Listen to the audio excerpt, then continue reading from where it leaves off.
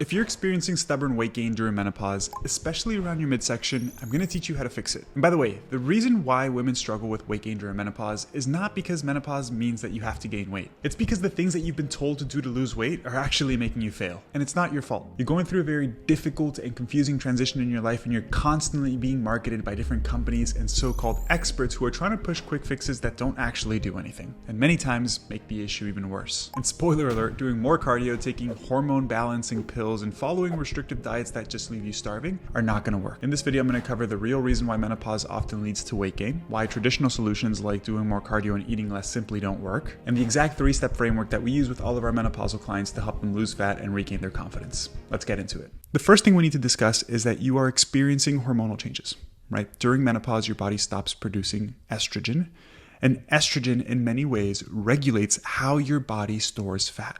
So sometimes, especially women that say like, I have more belly fat now, even though I haven't gained much weight, that's due to a number of reasons, but one of the main reasons is because there is a redistribution in how your body stores body fat.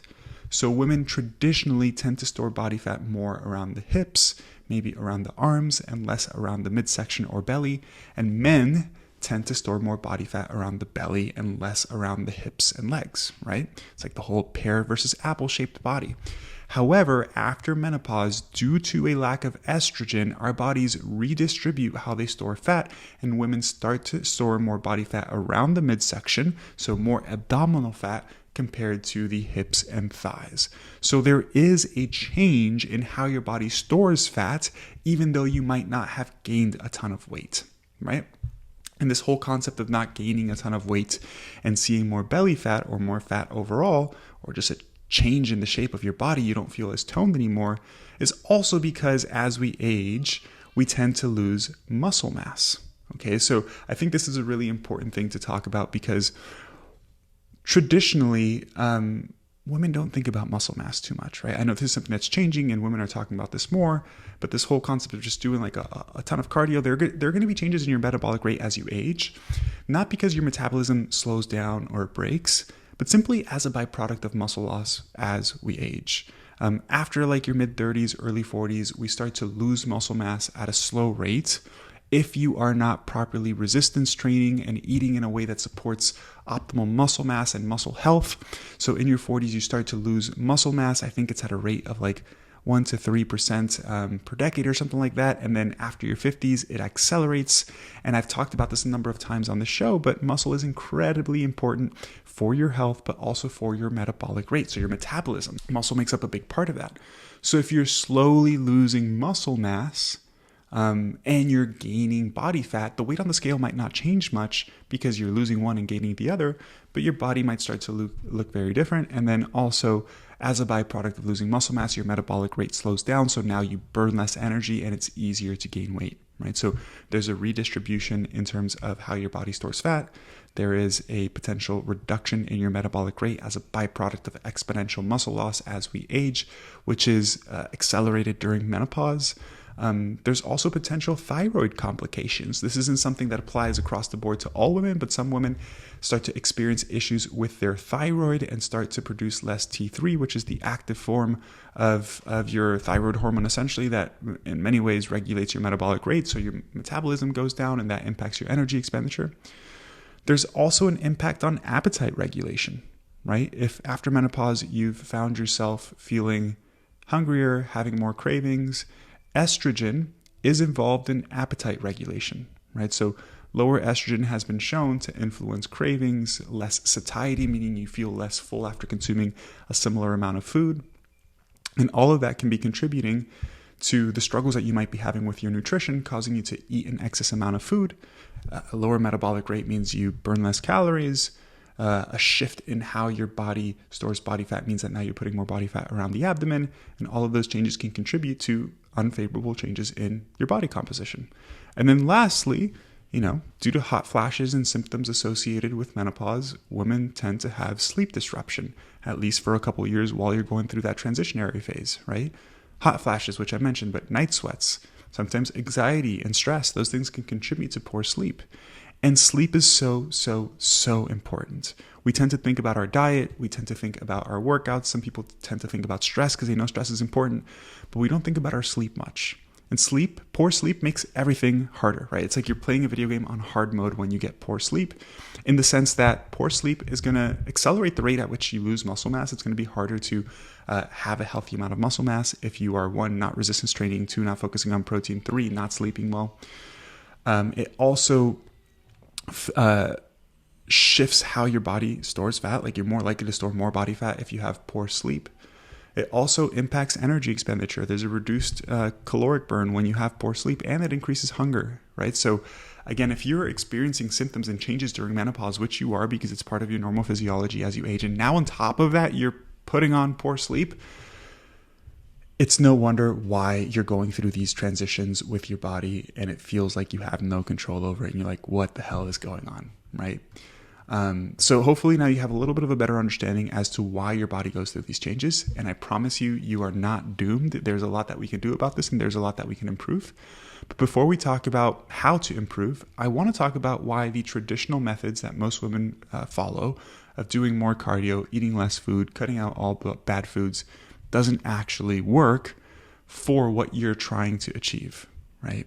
And I think this sort of approach comes from decades of propaganda and marketing telling women that they have to be as small as possible, right? So for decades, even like if you look at the 80s and 90s, the women that were like represented in media as quote unquote beautiful were just like really skinny, right?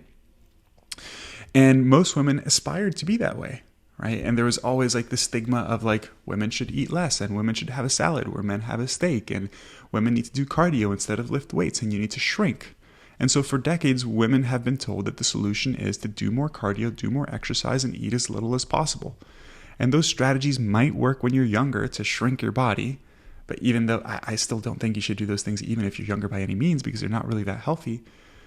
But these strategies really break down when you're aging and when you go through menopause, because they're not what you need and they're not what your body needs. Okay. First off, I mentioned that there is a decline in muscle mass, and your metabolic rate starts to slow down.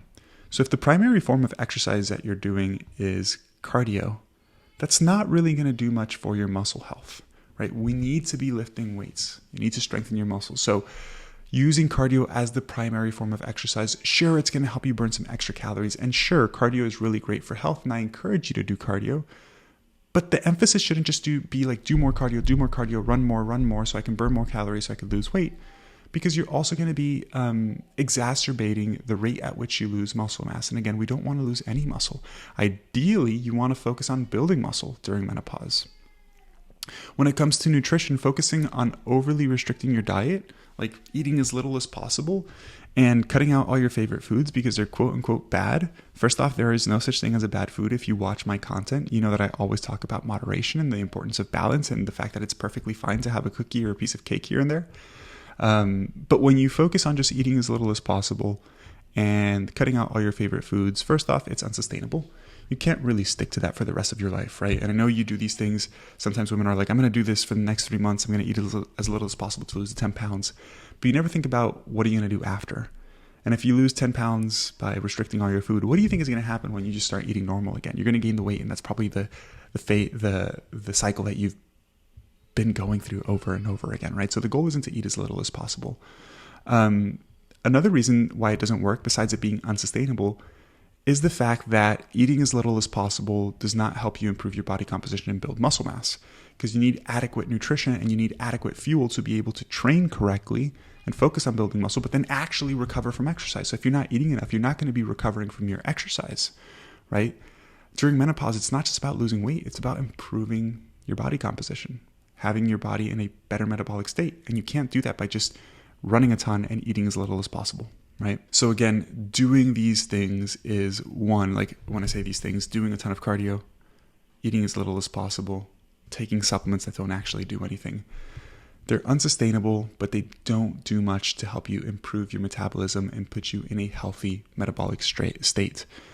And so the issue is that this is the only way you've ever learned to lose weight. And I think it also doesn't really work ideally before menopause, but it really doesn't work during menopause. So it just leaves you frustrated. It leaves you deprived because now you have cravings, you're hungry, and you're way more likely to regain the weight. And the issue is that you lose 15, 20 pounds using these methods, and you lose some body fat and some muscle mass as well, because if you're eating as little as possible and overexerting yourself with too much cardio, you are going to lose muscle mass.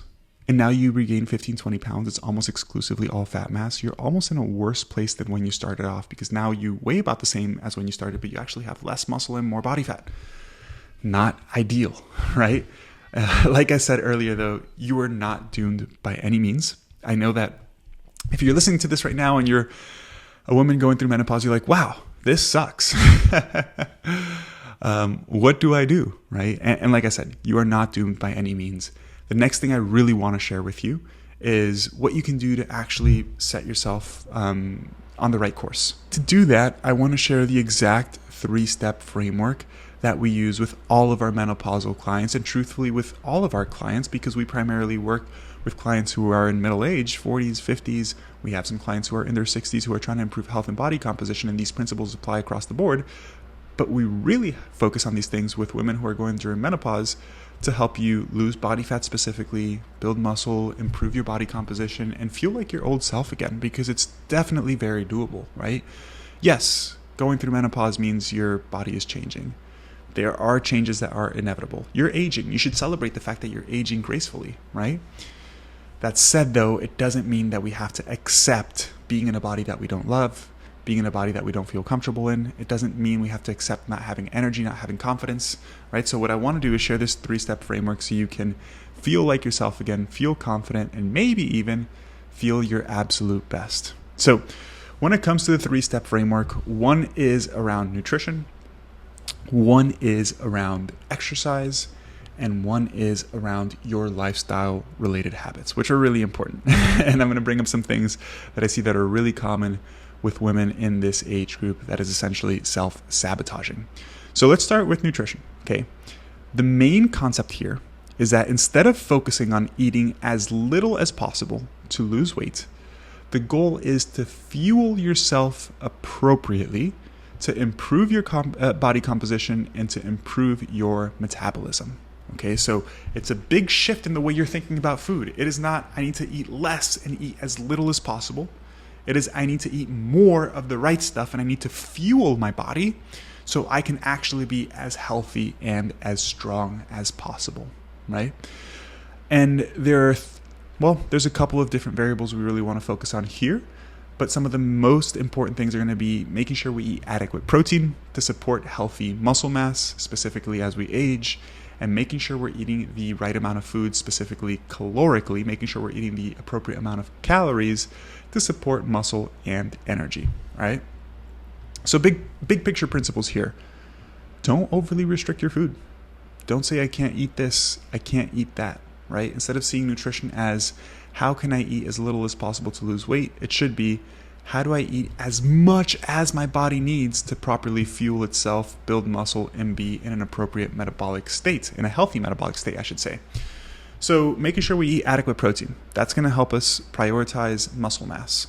When it comes to protein, aim for at least 0.8 grams of protein per pound of ideal body weight, okay? And what the hell does that mean? Let's say you currently weigh around 180 pounds and you want to weigh 150 pounds. Well, if you take 150 and multiply that by 0.8, you will get 120, which means that you should be eating at least 120 grams of high quality protein per meal. For most women going through this transitionary phase, I would encourage you to make sure you have anywhere between 35 to 40-ish grams of protein per meal. So breakfast, lunch, and dinner. For most women, that's going to be a sweet spot. That's going to be enough, right? So some ideas would include, let's say breakfast. You have, let's say you have 2 whole eggs and 2 egg whites. That's going to put you right around 20 grams of protein. And then you could have a serving of Greek yogurt. That's going to put you right around 35 grams of protein. If you have Greek yogurt, that's like 15 grams of protein per serving. And if you want to bump that up, you could have a piece of toast that is high protein toast. That'll put you right at the 40 grams, right? For lunch and for dinner, I'm going to encourage you to have at least 6 ounces of a high quality lean protein with each of those meals. That could be 6 ounces of chicken breast, of fish, of whatever it may be. And that'll put you right around 40 grams for each of those meals, which will total about 120 grams for the day. Again, 120 grams and 40 grams per meal is just a general recommendation. Obviously, find out how much you need for your body, but it's pretty easy. Just take your body weight, think of your ideal weight where you'd like to be, multiply that by 0.8, right? And it doesn't have to be your ideal weight. You could just multiply your weight now. Like if you go a little bit above that recommendation, that's perfectly fine. Another thing we really want to be focusing on is adequate fiber consumption, okay? Fiber is incredibly beneficial for your health, but also for hunger and satiety regulation. Like I mentioned, one of the things that we experience during menopause is an increase in appetite, an increase in cravings. And so we want to modify our diet in a way that helps us regulate hunger, satiety, cravings, etc. And fiber is one of those things that can really help with that, right? In general, we want to aim for 25 to 30 grams of fiber per day. Most people, the vast majority of people, don't get close to that, right? And when it comes to hunger regulation, you want to aim more for soluble fiber than insoluble fiber. Those are the main two types of fiber. Soluble fiber essentially slows down digestion, kind of creates this gel-like substance in your intestines because it draws water in and it slows down digestion and absorption. Foods that are high in insoluble fiber are like fibrous foods, green leafy vegetables, things with an outer husk, grains, right? Foods that are higher in soluble fiber are going to be a lot of fruits, right? So like apples are pretty good in soluble fiber. Chia seeds are really good in soluble fiber. So eating more soluble fiber, and you should get a mix of both. Insoluble and soluble fiber both have health benefits, but having a good amount of soluble fiber is really going to help slow down digestion and help with hunger regulation. Aim for 25 to 30 grams of fiber. Some of the foods that are highest in fiber by far: chia seeds, avocados, raspberries in terms of fruits, any sort of bean, and then there are going to be some like high fiber breads and stuff like that. Like include those with your diet. Try to have anywhere between 7 to 10 grams of fiber with most of your meals. That's a good starting point. So if you have 40 grams of protein, 7 to 10 grams of fiber with each of your meals, you are really setting yourself up for success when it comes to your nutrition. Beyond that, prioritize whole foods, please. Okay, whole foods help so much with hunger and satiety regulation. When I say whole foods, single ingredient foods, minimally processed foods, right? So many people talk about calories, and calories matter. Calories definitely matter. But some foods make it easier to be on lower calories and help you feel fuller, and some foods don't. And so if you're having highly processed foods, like if you're eating a lot of protein bars and smoothie bowls and all of this crap, it's not crap, you could eat those things in moderation. They just don't do much for your hunger regulation. So if you have a 200 calorie protein bar that has 20 grams of protein versus eating a whole food based meal or snack that's also 200 calories and also 20 grams of protein, even if everything is the same from a nutritional composition standpoint, the whole food is going to help you feel fuller. So aim for primarily whole foods. And don't worry about cutting out eggs because they're high in fat or cholesterol, and this food and that. If they're whole foods, include them in your diet. Beyond that, focus on fruits and veggies. Try to have 5 servings of fruits and veggies per day. And if you do those recommendations, that's pretty much 99% of what you have to focus on when it comes to your nutrition. Adequate protein, 0.8 grams of protein per pound of ideal body weight. Spread that out evenly, ideally 35 to 40 grams of protein per meal. Adequate fiber, 25 to 30 grams per day. Ideally aim for more soluble fiber if you want to help regulate hunger and satiety. 7 to 10 grams per meal there would be great. Focus on whole foods and have 5 servings of fruits and veggies. It's not that hard. You just need to do that consistently, right? And then in addition to all that, besides like the actual physiological benefits, having this approach also helps you improve your mindset around food as well, right? You're not focusing on what you can't eat. You're not saying certain foods are bad, you can never have them. You can have a cookie here and there, but you're focusing on the things that you should be doing, on the healthy behaviors that you should be incorporating. So you don't have a restrictive mindset around food, which makes the whole approach more enjoyable, more sustainable, more empowering, which helps with consistency long-term as well. Because one thing that people struggle with when it's really restrictive is burnout, right? It's like, I'm putting in all this effort and I'm not seeing results. Why the hell am I doing this in the first place? 1, you're not seeing results because you're doing the wrong things. 2, you're burning out because it's very unenjoyable. So this approach is different, and it's way more sustainable and sets you up for long-term success. So that's the first pillar of the 3-step framework. The second pillar is to almost exclusively prioritize resistance training, aka lifting weights, instead of doing a ton of cardio to help you like burn more calories. Okay. When we resistance train, we are going to be preserving and building muscle, which is one of the most important things that you can do to lose fat when you're going through menopause, because as I mentioned, muscle is important for your metabolic rate, for your metabolism. So yes, cardio in theory does burn more calories while you're doing it, right? An hour of running burns more calories than an hour of lifting weights. But that's not how you want to think about it. I want you to think about it the way like you would think about investing versus putting money in a savings account, right? It's like if I put $500 in a savings account today and I put $300 into an investment account, I technically have more money with the 500 calories in the savings account. But those $300 over time will become $350 and $400 and $500, and eventually a couple years down the road, it will surpass the $500 if the market doesn't crash, right? Think about muscle and cardio the same way. Burning 500 calories through cardio is like putting $500 in your savings account, but it doesn't do much for your long-term metabolism. Focusing on lifting weights burns less calories immediately, but it helps you build muscle, which improves your metabolic rate, which ensures that you're burning more calories over time. And that's what we want to do, right? So prioritize resistance training and really focus on building muscle and getting stronger, because that's what's going to help you not just lose fat, but maintain fat loss and have a leaner physique long term, not to mention the benefits of muscle mass for strength, mobility, physical function, metabolic health, like blood sugar regulation, cardiovascular health, all of that stuff.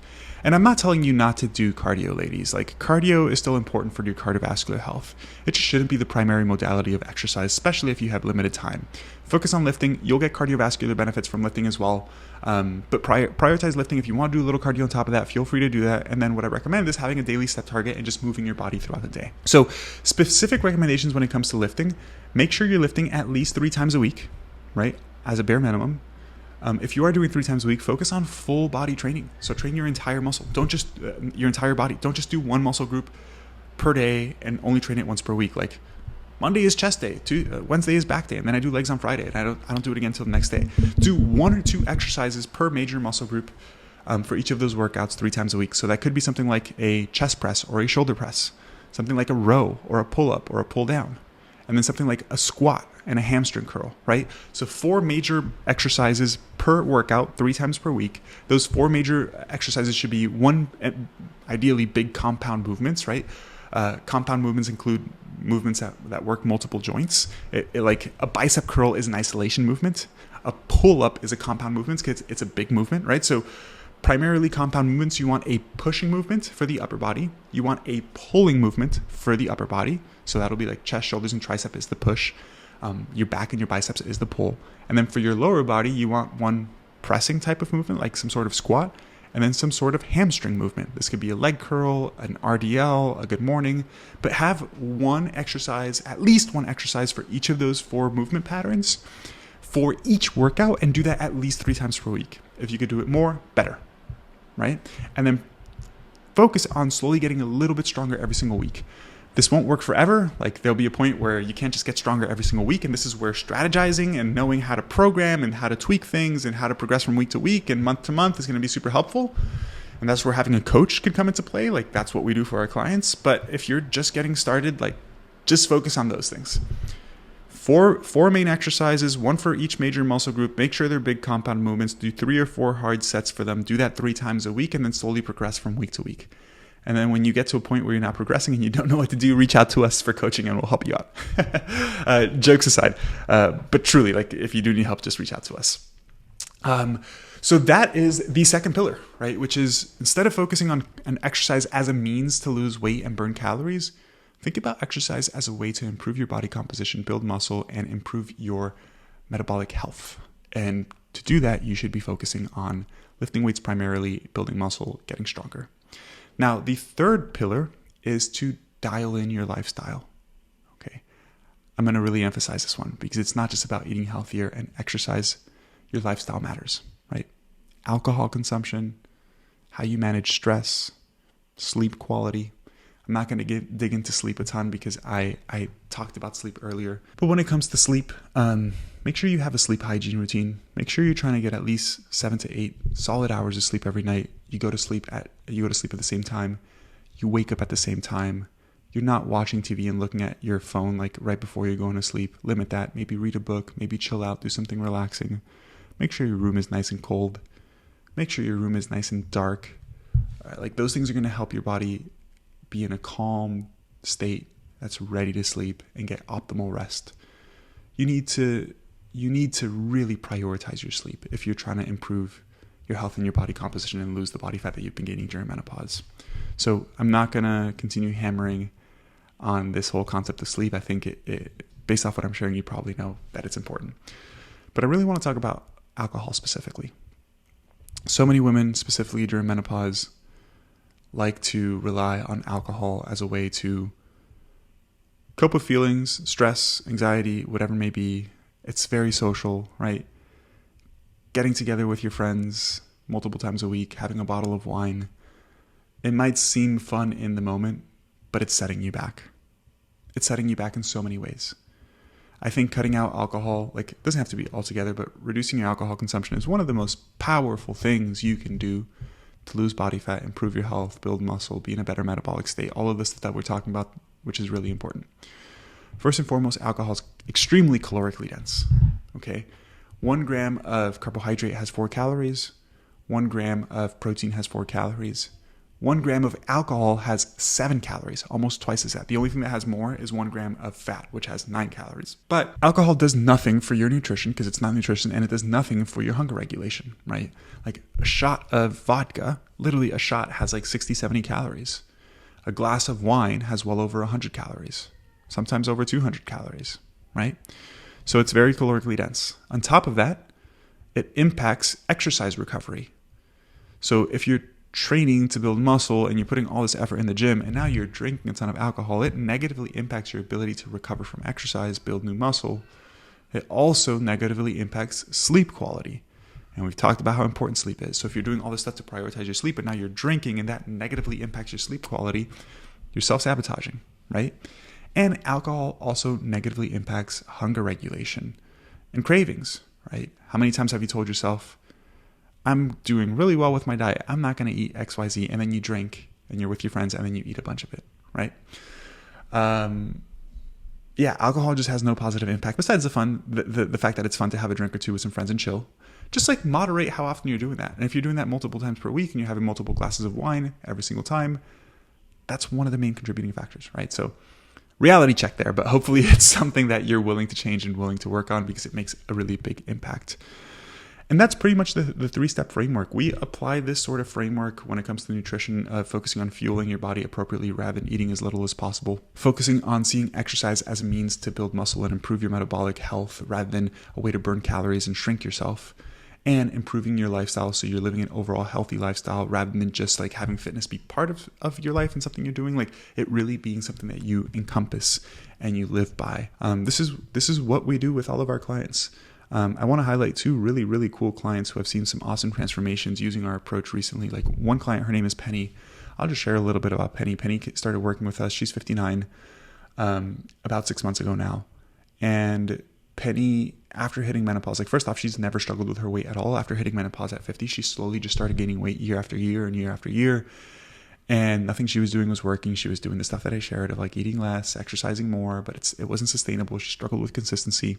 She had never really lifted weights, really never focused on things like protein and fiber and all of that good stuff. And I remember the first conversation we had, she literally just told me, she's like, I think menopause just means that I have to accept weight gain. It means that I just have to accept being in this new body, and I have to accept the fact that I have to wear bigger clothes and that I'm not going to feel as confident as I used to. And I just have to get used to that. And I told her that that's not true. Thankfully, she decided to work with us. And 3 months into us working together, she lost over 15 pounds of just body fat. She's now lifting weights. She's doing squats. She's doing good mornings. She's doing single-legged exercises. She feels super strong.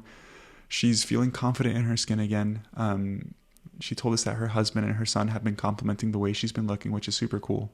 So she's had awesome results. Another client of mine, personal client of mine, her name's Sandra. I've been working for Sandra for a couple of years now. But when Sandra first started working with me, she told, she came from the traditional background of like, she was a long distance runner. She liked running like miles on end and training for marathons and doing a ton of cardio, and eating as little as possible, like cutting calories. And she always felt like shit. She had no energy. She was fatigued, but she was scared because she thought that if she stopped doing so much cardio and stopped eating so little, she would just gain all this weight because her body was going through some of these changes during menopause. And I remember having a conversation with Sandra when we first started working together, and I told her, hey, if we work together, just know it's going to be a different approach. We're not going to be running that much. We're going to be focusing on lifting weights and getting stronger. I'm not going to ask you to starve yourself. In fact, we've had many periods where we don't focus on calories and food intake as much, like how much food she's eating, but we just focus on the quality of her diet and protein and fiber and all the stuff that we talked about and all the habits around nutrition. And Sandra's body not only has changed tremendously, she has so much muscle definition.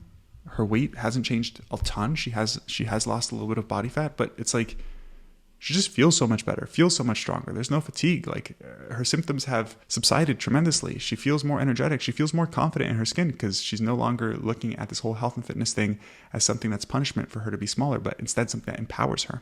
So we've used this sort of approach successfully with dozens and dozens of our clients that have, been struggling during this difficult transitionary phase of life where your body is changing and you're seeing fat in places where you don't like, you're feeling fatigue, you have hot flashes, mood swings, and it can all be, I don't want to use the word fixed, but it can be improved substantially with the right approach. So hopefully if you're going through menopause at the moment and you've been experiencing some of these changes, hopefully this episode has been valuable and helpful for you. If you do want help doing this stuff, if you're like, that sounds great, but I don't know how to do it, and I'd like support, apply to work with us.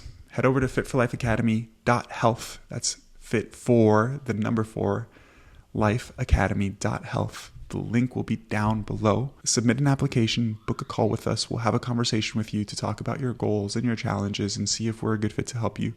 And if we are, we'll explain how our coaching process works and hopefully move forward. So if that sounds at all interesting to you, just go ahead and click the link below, head over to our website, submit the application, and we look forward to meeting you, speaking with you, and potentially helping you along this whole health and fitness journey.